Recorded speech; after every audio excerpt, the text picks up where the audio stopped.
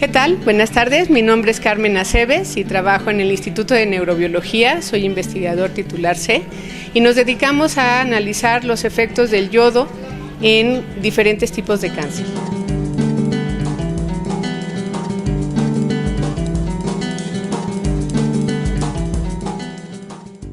Bueno, pues buenas tardes a todos, de veras muchas gracias por la invitación. Estaba yo un poco sorprendida de por qué me invitaban, pero creo que ya la medicina y la investigación translacional está aquí y ya hay que hacerla, ¿no? Entonces, lo que les voy a platicar es lo que estamos haciendo últimamente. ¿Cómo le paso? Es en relación a compuestos yodados, ¿sí? Que no tienen que ver con hormonas tiroideas. La mayoría de las cosas que se conocen son todo lo que hace el yodo para formar hormonas tiroideas y que esto se forma en la tiroides, ¿sí? Y principalmente lo conocemos como yoduro y yodatos.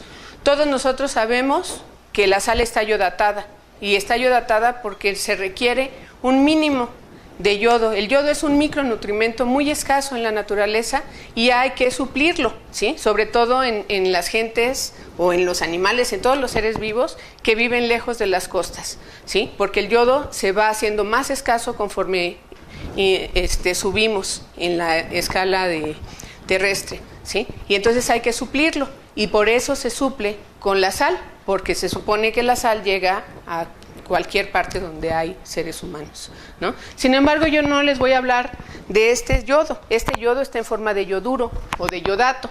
Sin embargo, hay otro tipo de yodo y hay otros órganos, ¿sí? Que pueden captarlo.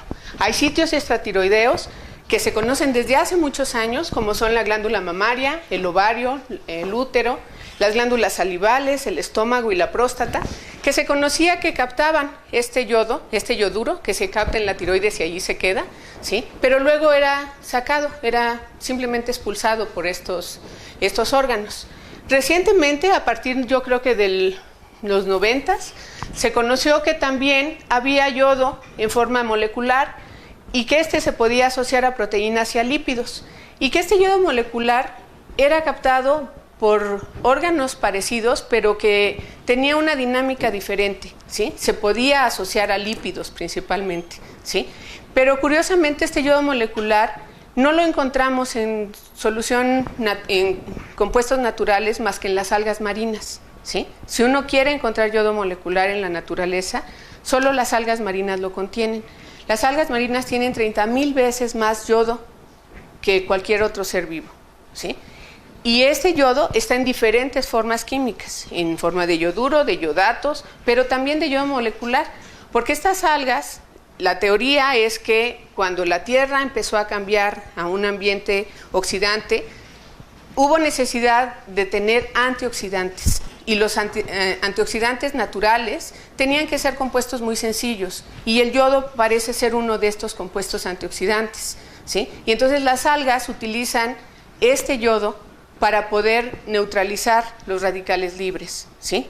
El exceso de oxígeno que se genera. Y entonces las algas son las que forman, digamos, el ciclo de yodo de la Tierra. Son las encargadas de tomarlo del mar, que es donde está más concentrado en forma de yoduro. Tienen una exoenzima que lo que hace es que lo rompe, lo convierte en yodo molecular y lo mete a su xilema y entonces circula y entonces las algas lo expulsan en forma de gas. El yodo molecular en su forma natural es un gas, ¿sí? Sin embargo, se conoce que muchos órganos, además de la tiroides, captan este yodo molecular. En morado les pongo todos aquellos estudios que se han hecho con yodo molecular, no con yoduro, ¿sí? Y como ven son muchos, la cavidad oral, el páncreas, el estómago, las leucemias, ¿sí? El ovario, el útero, todas ellas son patologías que siguen manteniendo su capacidad de captar yodo, ¿sí? Y principalmente yodo molecular. Sin embargo, hay pocos estudios acerca de realmente lo que significa captar ese yodo. El cáncer de mama y de próstata son cánceres muy importantes a nivel mundial porque no se conoce la etiología de estos cánceres, ¿sí? Hay algunos que se conocen perfectamente, como sería el cervicuterino, ¿sí? O bien el pulmonar. El cervicuterino es generado por el papiloma y el pulmonar es principalmente por los fumadores, ¿sí? Sin embargo, el de próstata y de mama, a pesar de ser el cáncer, son los cánceres con mayor incidencia y muchas veces con mortalidad, no se conoce su etiología. Sin embargo, cuando vemos por países, existe una gran diferencia en la incidencia del cáncer con respecto a los países. Y me voy a referir principalmente a los países primermundistas, que son los que tienen realmente unas buenas estadísticas, porque muchas de estas estadísticas dicen, no, pues es que dicen que en México, en el sureste de México, no existe el cáncer.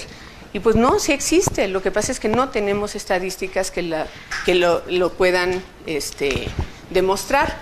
En el caso de estos países, Japón es uno de esos países que sí tiene muy buenas estadísticas y se ha demostrado que efectivamente, tanto en próstata como en mama, Japón es uno de los países con menor incidencia, a pesar de que tiene todas los factores de riesgo asociados a estas patologías, que es la sedentariedad, el ser sedentario, el exceso de peso, el alcohol, el fumar, ¿sí? Y en el caso de las mujeres, la nuliparidad, por ejemplo, ¿sí? El no tener hijos en las mujeres genera un riesgo mayor a 5 veces, ¿sí? Si esta mujer no se embaraza jamás en los primeros 35 años, ¿sí? Ya después da lo mismo si se embaraza o no se embaraza, ya el riesgo está asociado, ¿sí? En las mujeres que se embarazan antes de los 20 años hay una protección y se cree que es porque la glándula mamaria necesita diferenciarse para poder ser menos vulnerable a los cancerígenos, ¿sí? Entonces, ese es parte de los, digamos, de los riesgos, ¿sí?, que se conocen. Japón, de todos modos, tiene estos riesgos y, sin embargo, tiene una incidencia muchísimo menor, ¿sí?, que el resto de países, a pesar de que ha cambiado mucho sus hábitos sociales, digamos, ¿no? Porque, en teoría, si nosotros quisiéramos proteger a las mujeres, tendrían que embarazarse antes de los 20 años, ¿sí? Lo cual, pues, no va a suceder y esperemos que no suceda, ¿sí? Sin embargo, en Asia siguen siendo países que tienen de 3 a 6 veces menos patologías, tanto de mama como de próstata. Sin embargo, se conoce que los factores dietéticos parecen ser un factor muy importante, ya que si estas poblaciones migran al occidente, la segunda generación, la que pierde los hábitos alimenticios, ¿sí?, el índice incrementa al país donde se va, es decir, no es un factor racial, es un factor ambiental y principalmente dietético. Y estos tienen que ver con 2 componentes que son muy específicos de las dietas orientales. Uno es la soya, que contiene una gran cantidad de fitoestrógenos, es decir, estrógenos de origen vegetal, pero que son capaces de activar los receptores de los humanos, los receptores estrogénicos de los humanos, ¿sí? Y de hecho estos fitoestrógenos ya se conoce la ginesteína, es uno de los componentes que se está utilizando muchísimo porque se conoce que es un activador principal de los receptores beta estrogénicos, que son principalmente diferenciadores, ¿sí?, y es un inhibidor de los receptores alfa, que son los principalmente proliferadores, ¿sí? Entonces, ustedes han oído que es muy malo, los estrógenos son terribles para cuando hay cáncer, ¿sí? Y no es así.